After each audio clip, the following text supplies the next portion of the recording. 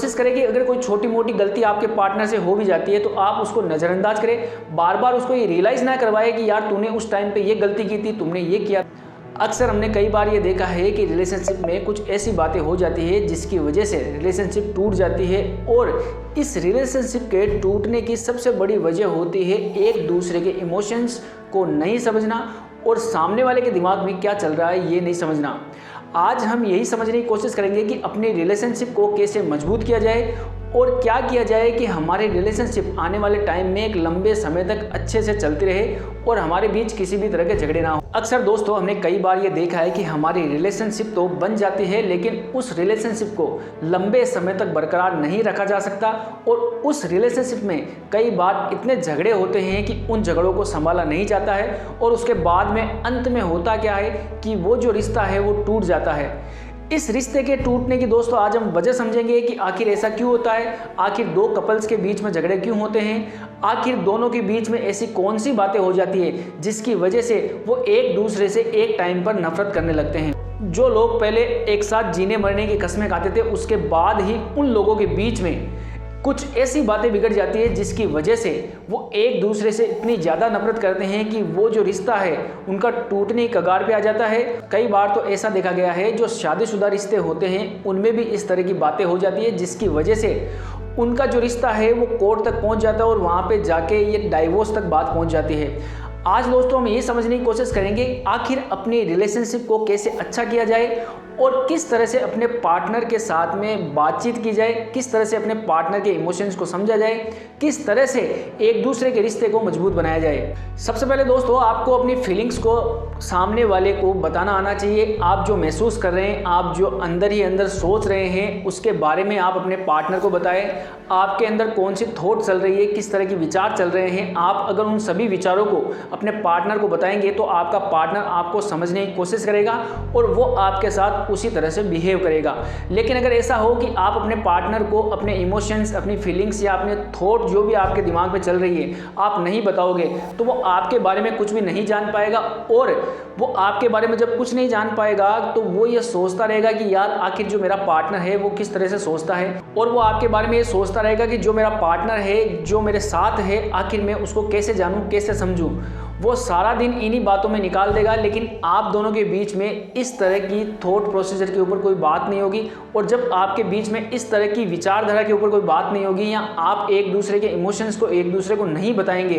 तो आपका रिश्ता जो है आने वाले टाइम में धीरे धीरे खराब होता जाएगा। तो आपको ये कोशिश करनी है कि आप अपने पार्टनर को हर बात बताएं, हर बात को शेयर करें, दोनों के इमोशंस को समझें। अगर किसी वजह से आपका पार्टनर दुखी है तो आप अपने पार्टनर के साथ में उस समय रहें और उसकी बातों को समझने की कोशिश करें कि आखिर वो अभी क्यों परेशान है, वो क्यों दुखी है। अगर आप इस तरह से अपने रिलेशनशिप को लेकर चलते हो और एक दूसरे के इमोशंस को समझते हो और सामने वाला क्या सोच रहा है उसके बारे में आप समझते हो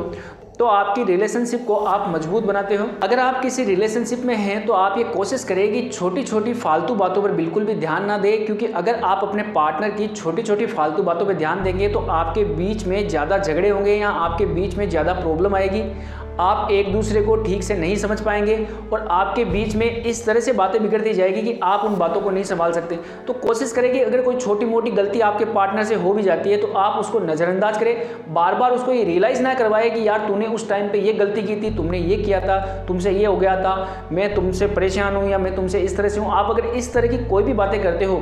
तो ये बातें आपके रिश्ते को बहुत ज़्यादा प्रभावित करती है, जिसकी वजह से आपके पार्टनर के मन में आपके लिए कुछ गलत थॉट इकट्ठे हो जाते हैं और वो ये सोचने लगते हैं कि यार इसके दिमाग में कोई बात जाती है कि नहीं जाती, ये पुरानी बातों को कब से लेके बैठी है या बैठा है, ये आखिर इन बातों को कब भुलाएगा। जब आप इन सारी बातों को भुलाओगे तभी जाके आप एक अच्छे से अपने पार्टनर के साथ में बातचीत कर सकते हो और अपने पार्टनर को अच्छे से समझ सकते हो। लेकिन अगर ऐसा हो कि दोनों के बीच में इस तरह की बात हो रही है जहाँ पे लड़ाई झगड़े या एक दूसरे के बारे में बुराई की जा रही है तो आप वहाँ पर एक दूसरे से एक अच्छे लेवल की बातें आप नहीं कर सकते और ना ही आप अपने पार्टनर के इमोशंस को समझ सकते हो, क्योंकि इमोशंस को तभी समझा जा सकता है जब आप अपने पार्टनर से प्यार से बात करो और आराम से इत्मीनान से बैठकर बात करो। अपने पार्टनर के इमोशंस को समझने की पूरी कोशिश करिए। चाहे आपका पार्टनर किसी भी तरह के इमोशंस रखता हो, लेकिन अगर आप उन इमोशंस को जान जाओगे तो आपको ये पता चलेगा कि आपके पार्टनर के दिमाग में क्या चल रहा है, वो किस तरह की भावनाओं के साथ रहे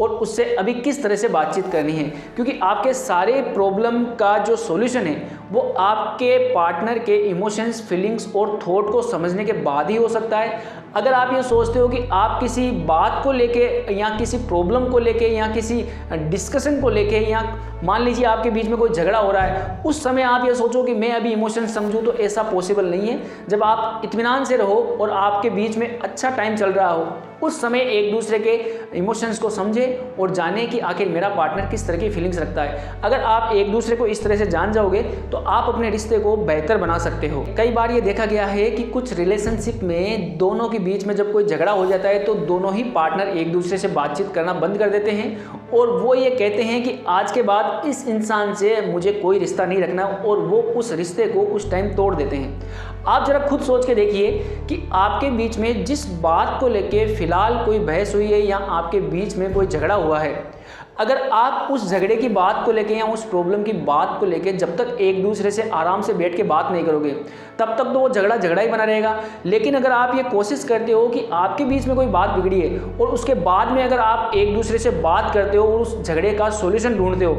तो आप उस झगड़े को आसानी से ख़त्म कर सकते हो। लेकिन ऐसा हो कि आप एक दूसरे से बिल्कुल ही बात नहीं करना चाहते। कई बार रिश्तों में यही देखा गया है कि रिश्ते सबसे ज़्यादा बिगड़ने की वजह यह होती है कि आप उस रिश्ते में किसी बात की वजह से या किसी प्रॉब्लम की वजह से एक दूसरे से बातचीत करना बंद कर देते हो। उसके बाद में वो प्रॉब्लम जो आपने जहाँ छोड़ी थी वो हमेशा वहीं पे रहती है। तो आप ये कोशिश करें कि आपके पार्टनर और आपके बीच में अगर कोई झगड़ा हुआ है तो आप उस झगड़े का सॉल्यूशन ढूंढें और आराम से बैठ के बात करें कि इस तरह की जो प्रॉब्लम हुई है आने वाले टाइम में ऐसी प्रॉब्लम ना हो, और एक दूसरे को सारी बातें बताएं कि मुझसे ये गलती हुई है। अगर आपको लगे कि मुझसे गलती भी हुई है तो आप वहाँ पे माफ़ी मांगे, क्योंकि माफ़ी मांगने वाला हमेशा सबसे बड़ा होता है। और अगर एक माफ़ी की वजह से आपका रिश्ता अच्छा बन सके, सुधर सके और सारे झगड़े मिट सके, तो आपको सॉरी बोलने में कोई दिक्कत नहीं है। एक आप ये कोशिश करें कि जब आप रिलेशनशिप में हो तो आप अपने पार्टनर के ऊपर कोई भी पर्सनल कमेंट ना करें कि तू ऐसा दिखता है, तू मोटा दिखता है, तू पतली दिखती है, तुम्हारा चेहरा ऐसा है, तुम अच्छी नहीं दिखती हो,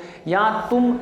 इस तरह से रहती हो, तुम्हारा ड्रेसिंग स्टाइल सही नहीं है, या तुम ठीक से नहीं दिखते हो। अगर आप अपने पार्टनर के ऊपर इस तरह के पर्सनल कमेंट करते हो तो कहीं ना कहीं ये सारे कमेंट्स जो है आपके रिलेशनशिप को बिगाड़ते हैं और आपके पार्टनर के मन में आपके लिए ये फीलिंग्स आती है कि यार ये बंदा मुझसे प्यार तो करता है लेकिन ये मुझे पसंद नहीं करता, ये बंदा मेरे में कोई ना कोई कमी ढूंढता रहता है, मैं कैसे दिखती हूँ कैसे नहीं दिखती हूँ, मैंने कपड़े कैसे पहने, ये बार बार मेरे पर्सनल मामले में अटैक करता है। अगर आप इसी तरह से किसी अपने पार्टनर के ऊपर अटैक करोगे या उसको पर्सनल बातों के लिए टॉर्चर करोगे बार बार, तो आपके बीच में जो है झगड़े होना चालू हो जाएंगे और आपका रिलेशनशिप जो है आने वाले टाइम में टूट जाएगा और आप चाहकर भी उस रिश्ते को नहीं बना सकते। तो आप ये कोशिश करें कि अपने पार्टनर के ऊपर किसी भी तरह का पर्सनल अटैक ना करें और ना ही उसे इस तरह से टारगेट करें कि वो अच्छा नहीं दिखता या अच्छी नहीं दिखती है या उसमें कोई कमी है। आप ये कोशिश करें जो भी उसमें कमी है आप उस कमी के बारे में उसे आराम से समझाएं और ये कहे कि देखो यार ये चीज़ ऐसे है, तुम्हें ऐसे करनी है। अगर आप इस तरह से ही बातचीत करते हो और अपने रिलेशनशिप में एक दूसरे के इमोशंस को, फीलिंग्स को आप शेयर करते हो तो आपका रिलेशनशिप जो है एक बहुत अच्छे मुकाम पर रहेगा और आप आने वाले टाइम में एक साथ रह सकते हो। वरना अगर आप एक दूसरे के साथ में इमोशंस शेयर नहीं करते हो या अपनी फीलिंग्स को शेयर नहीं करते हो तो आप ये भूल जाइए कि आप एक दूसरे के साथ में आने वाला टाइम भी जी सकते हो। तो आपको सबसे पहले यही जानना है कि अपने पार्टनर के इमोशन समझें, उनकी फीलिंग्स समझें, वो क्या सोचते हैं, वो किस तरह से अपना काम करते हैं, वो किस तरह से अपने इमोशंस को शेयर करना चाहते हैं। इन सारी बातों का ध्यान रखें और अपने पार्टनर को समझने के साथ साथ उससे अच्छे से बातचीत करें ताकि आपका रिश्ता जो है एक बेहतर रिश्ता बन सके।